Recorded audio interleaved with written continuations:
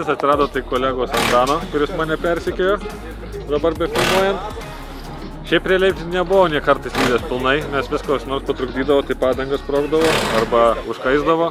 Dabar padarėm lengvą modifikaciją, purškėm vandenį ant radiatoriaus. Šitas labai suveikė, kaip matau, viskas plaka po kapotu nuo vandens. Nu ir čia jau atvažiavau sustoti, tai galvojau, kad susisuksiu, nes visiškai padangų nebebėra. O ten ties Makuškė, tai visai pasibaigę buvo.